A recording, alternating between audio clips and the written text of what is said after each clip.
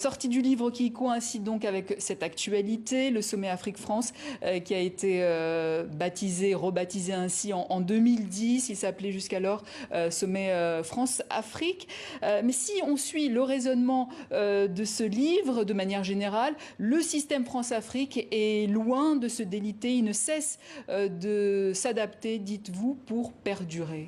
Oui, tout à fait. C'est effectivement la thèse de l'ouvrage. C'est-à-dire qu'on a un système qui est né de l'époque coloniale, donc dans les années 40-50, et qui s'est constitué au moment des indépendances pour être présent dans l'amputation de la souveraineté des États africains.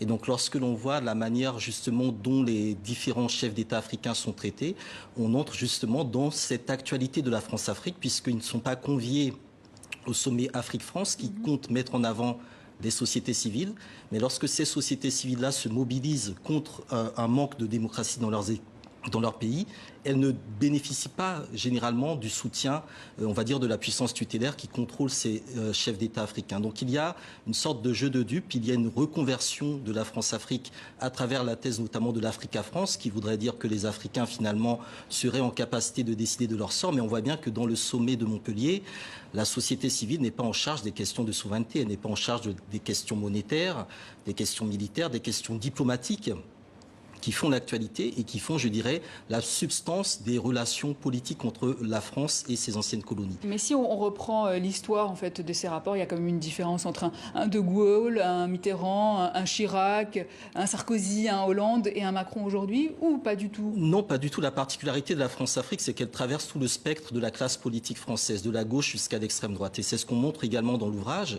Et dans le cas d'Emmanuel Macron, on est juste, je dirais, dans une version peut-être effectivement plus néolibérale, qui rappelle sous certains aspects Valéry Giscard d'Estaing, c'est-à-dire qu'on va moderniser ce système-là, on va dépoussiérer ce qui est un petit peu ancien, archaïque, le franc CFA, on va récupérer le projet de l'éco, on va s'appuyer sur la diaspora parce que la diaspora est dynamique et elle réclame d'être prise en compte, mais on ne va pas réellement s'attaquer aux problèmes structurels qui sont l'asymétrie des relations entre la France et ses anciennes colonies.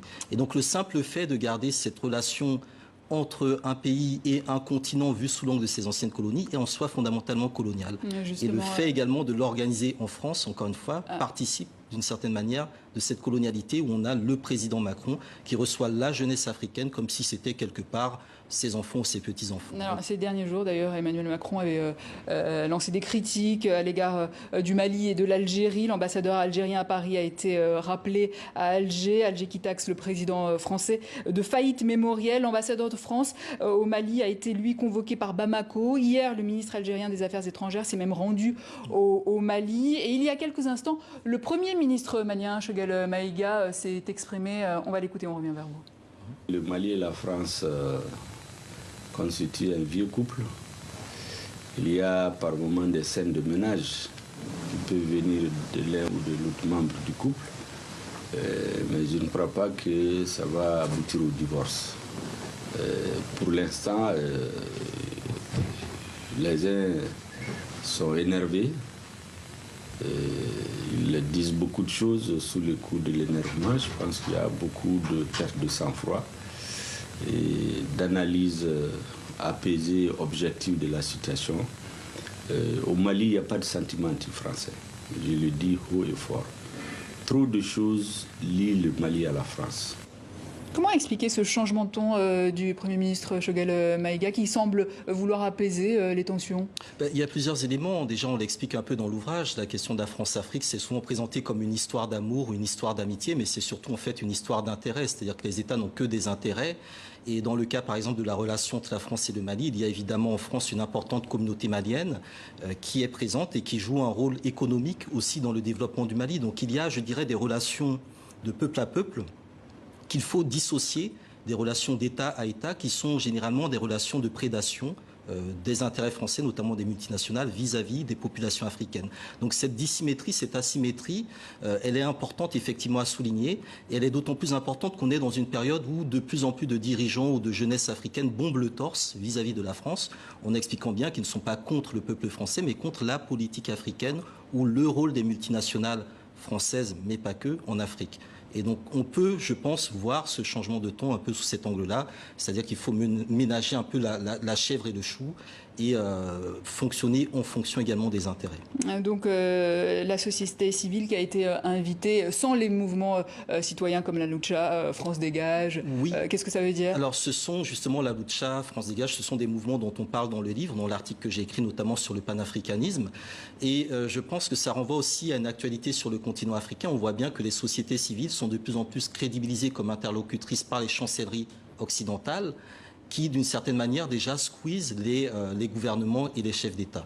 Maintenant, le fait qu'on n'ait pas invité effectivement des mouvements, on va dire, plus contestataires, qui ne sont pas forcément les plus contestataires, montre bien qu'on organise en fait un sommet très poli, où on veut juste des jeunes qui veulent profiter, je dirais, de la volonté de relance de l'investissement français en Afrique, et surtout qu'on vise quelque part la diaspora, comme ça a été souligné dans le reportage. Il y a une importante diaspora que Emmanuel Macron a tenté de courtiser depuis quelques années et qui participe aussi de cette volonté d'un nouveau narratif de la France-Afrique.